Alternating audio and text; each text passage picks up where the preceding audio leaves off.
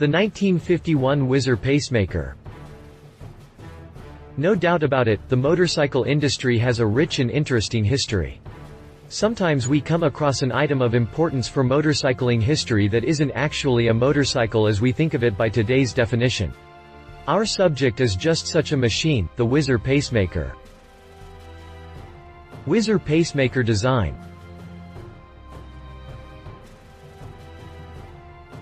Whizzer would eventually turn out what you might call a complete, standalone powered bicycle with its pacemaker model in June of 1948, but prior to that, the factory only produced drive units that were meant to power pedal bikes. Schwinn bicycles, and similar models of push bikes, served as the main platform for the Whizzer motors, so bike owners could bolt up the little ICE power plants and fuel tanks for performance far beyond that achieved by leg power alone.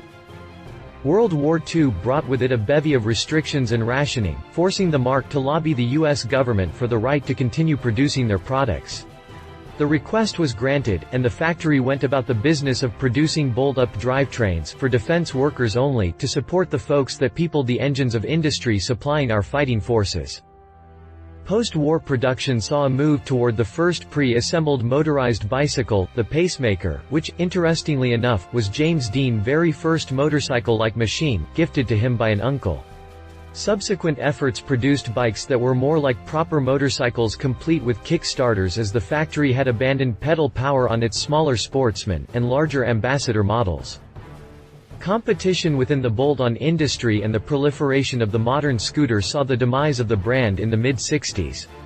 It enjoyed a brief resurgence in the late 90s under the same Whizzer banner that lasted about a dozen years, during which time it produced the Whizzer Classic, Pacemaker 2, and Blue Sportsman.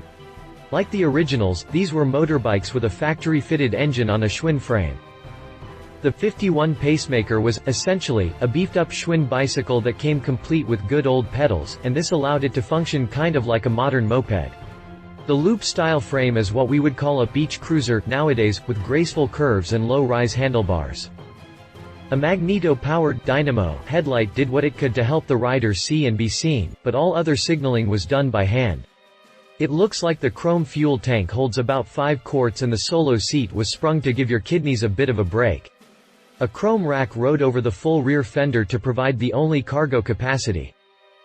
Whizzer Pacemaker chassis.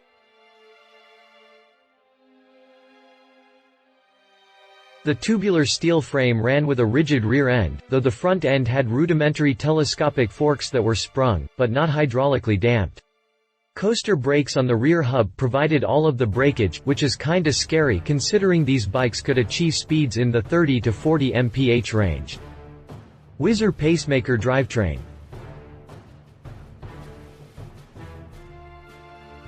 The early model of the Whizzer had a 138cc engine and put out a modest 2 horsepower.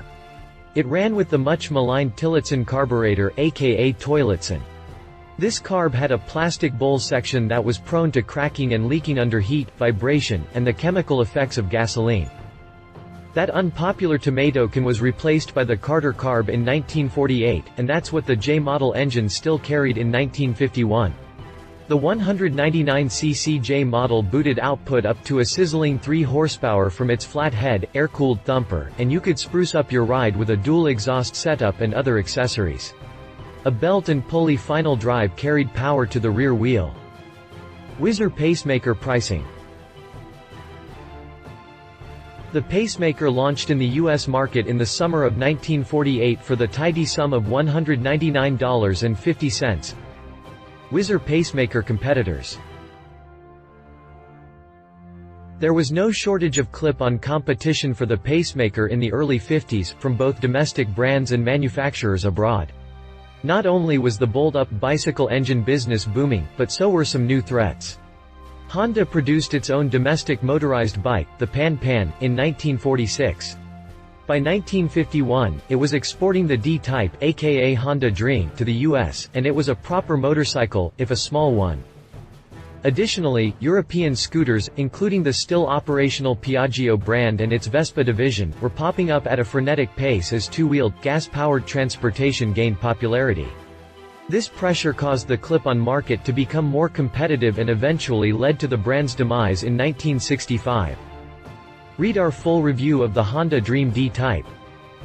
He said, "I'll admit, I had the hots for a powered bike back in the day, and even more recently as a town I lived in had a custom shop that was building these as spec bikes or to order. I drove past their display on the regular and admired the adorable little bikes. I imagine such machines were the first loves of many an experienced biker." She said.